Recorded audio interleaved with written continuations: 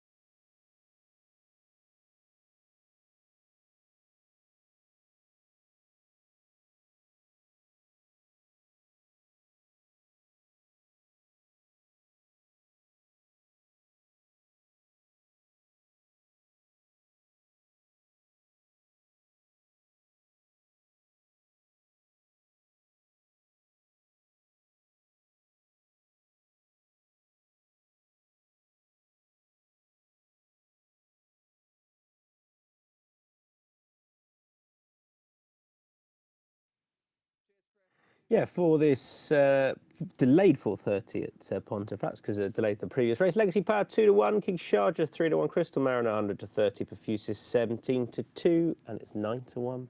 And bigger the rest. This is High Rise Maiden Stakes. Legacy Power. It's on a time test for King Power Racing. Heads to the betting dial at 2-1. Thanks, Tommy. Yeah, 2-1. Legacy Power, who's got the benefit of a run and a nice run as well. It was a nice run, and it was over a slightly longer trip, but on the all-weather around Lingfield. But I thought that was a promising start, really. A bit of greenness about Legacy Power that day. As I said, Front the Dam was a real fast ground winner. She's produced horses that have won on soft ground, and that stamina in his pedigree is no bad thing. I don't think you would expect him to find some improvement through the course of this season. And he was conceding experience to the two horses that he split at Lingfield first time out. So I think he's one that you would expect to progress for having had a run behind him. His stable are in good form, and there's quite a lot to like. But the same is true of a few. There's some good pedigrees, top stables on display, and I suspect it's going to be quite a nice race again. It's a race that is often won by one of the top yards, and likely to be the case again. King Sharjah second in. He was sent off 9-1 for a York maiden. The winner hasn't run since. The second's been beat since. It's rated 76. Yeah, I don't think that the form is as strong as you might expect from a York maiden contest. Won by Modesty on that occasion, as you say, we haven't seen since. That was a first time out winner for Freddie and Martin Mead. But those that have come out of the race haven't necessarily franked it since. But King Sharjah, you would think, open to improvement, and the step up in distance could be a positive. Yeah, maybe something untoward, hence why we haven't seen him since October. He wasn't the biggest. No, and he's a Kingman.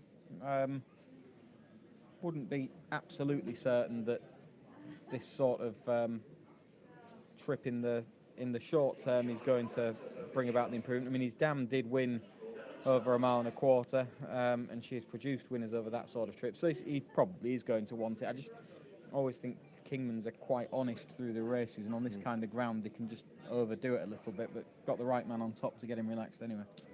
Yes, I said yes as the other Richard Hannon runner. Sir Michael Side also doubly represented. Crystal Mariner is your 100-30 in around that, vying for sort of second favouritism. Yeah, see the stars out of Crystal Svedza.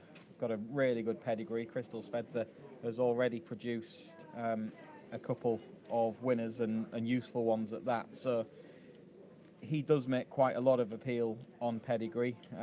Crystal Caprice, who is the half-brother, rated 101, did manage to show form on an easy surface, not quite as soft as this, but won on good to soft ground. She won on good to soft ground at Ascot one day. So there's encouragement in that pedigree for these kind of conditions for Crystal Mariner. And Perfuse from the family of Logician for Judmont and Rhys Clutterbuck aboard the stable companion. Yeah, the first foal out the mare, or the previous one to race, Pavade raced in France and showed form on a testing surface and got to a good level of form as well. So was a winner of some fair enough races in France. So looks the yard second string on jockey bookings, doesn't he?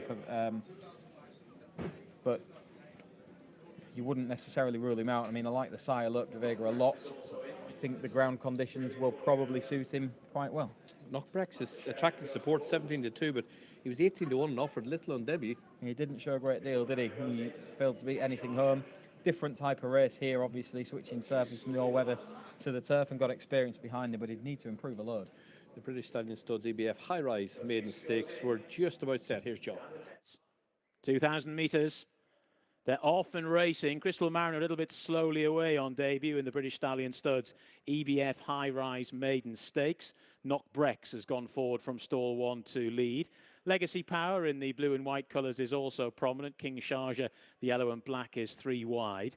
They're then followed up the inside by the sheepskin nose-banded head of Master Sheridan. Perfuse, the pink cap, now just goes ahead of King Sharjah. Crystal Mariner is towards the rear of the field, and Yes, I Said Yes is also anchored towards the back of proceedings as Knock Brex takes them along at an honest gallop, leads by about 3 lengths to Legacy Power in second. Master Sheridan is up the inside in third. Then Perfuse in the Juddmonte Farm colours racing in fourth, the pink cap, followed then by King Sharjah, the yellow. Then Crystal Mariner, the red sleeves, last but one, and Yes, I Said Yes is still at the rear of the field. Making the turn and heading on down towards the final 6 furlongs. It's Knock Brex, who's just stretching them out here a little bit, to Legacy Power, who's got a nice target to aim at in second. They're then followed by Master Sheridan, who's gone round the inside. Perfuse, the pink cap, is followed then by King Sharjah. Crystal Mariner is trying to tiptoe into this race, and Yes, I Said Yes is at the back of the field with Kevin Stott. Down the far side they come, heading towards the final 4.5 furlongs now. And out in front is Knock Brex by about 3 lengths to Legacy Power in second. Perfuse improves into third as Master Sheridan is now being driven along. Crystal Mariner makes eye-catching headway into fourth. Still quite wide on the track is King Sharjah. And Yes, I Said Yes, the lilac jacket, just trying to get a little bit closer as well. 3.5 furlongs left to go. Knock Brex has had an uncontested lead to Legacy Power, who's still travelling strongly in second. Crystal Mariner continues to get close around the outside in third. Perfuse is now just being nudged along. The rest have all got work to do, headed by Yes, I Said Yes. And then after that, King Sharjah and Master Sheridan is comprehensively outclassed. Swinging for home, 2 furlongs left to go. Knock Brex continues to lead to Legacy Power in second. Crystal Mariner is trying to get going. Perfuse is in fourth. They've swung for home now, furlong and a half left to go. And it's Knock Brex and Jason Hart who still lead. Legacy Power in second. Perfuse now looks a bit of a danger up the rail. Crystal Mariner up and down on the one spot. Inside the final furlong they go. And it's still Knock Brex out in front. Perfuse, though, is really getting into stride in second. Still got 2.5 lengths to find, though, and racing up towards the line. Knock Brex from go to woe here. Clear in the middle part of the race and clear at the end of it as well. Knock Brex the winner. Perfuse in second. Crystal Mariner was third. Legacy Power finished in fourth. I nibbled that just before the off. And first run on turf after well held at Newcastle 50 days ago. Makes all for Charlie Johnson, Jason Hart on board. Beats a couple of Sir Michael Stout inmates, with Perfuse finishing second in the hands of Rhys Clutterbuck. Crystal Mariner back in third under Richard Kingscote. Got into a real nice rhythm out in front, hasn't he? Knock Brex, and bred to stay well. Has stayed well and looked a completely different horse to first time out. And as you say, he was sent off a big price and didn't show much at Newcastle, but up in trip, switched to the turf and sent forward, knew his job, got into a good rhythm and just kept on rolling. Bits of greenness in behind. A few of them just really didn't fire and show their form, but he very much has found a load of improvement from first time out and enjoyed the conditions and won easily. Yeah, John Blance was just in. Perfuse was coming out of the pack to close him down. He never looked like he was going to get anywhere much closer than this, did he? No, he's kind of plugged on. He was getting away from Legacy Power, who's started to drop away late on, but I think Crystal Mariner was gaining on him at the line. I think Perfuse is probably going to improve for the run. So will the third horse, but the winner with that experience on his side has just done it all in a very straightforward and professional fashion. Yeah, King Sharjah well beat a long way down. Yeah, he was one of the first beaten. I suspect he hasn't really enjoyed the conditions, but even allowing for that, he's not turned up today, has he? No, he hasn't, but Knock Brex has. 12 months ago, this was won by Savvy Victory. It's been won by some good horses, obviously high rise way back in the day. I wonder what we're dealing with here. It's hard to get a grasp on. Yeah, I think conditions and tactics and all of that have played a part, and it's tough to know, isn't it? But if you're just judging him in isolation, if he was coming here on debut, on debut, you'd be very impressed. So we shouldn't. He's beaten two well-bred horses from a top stable, and he's beaten them well. Admittedly, he knew his job and he's had the run of things and he's rolled along in front, but he's obviously got plenty of talent, this fella. He has, and Jason Hart on board. The son of Ulysses, and he's galloped clear all the way home. There he is, making his way back into the winner's enclosure. Let's head back to Tom and tidy up the full result. Thanks, Niall. At 4:30, it's slightly delayed 4:30. It's gone to Knock Brex 8-1. Jason Hart, Charlie Johnson in service. Perfuse was second at 17-2. Legacy Power on place 2-1 favourite. And the time was 2:22.3. That's 13.9 outside of the standard soft.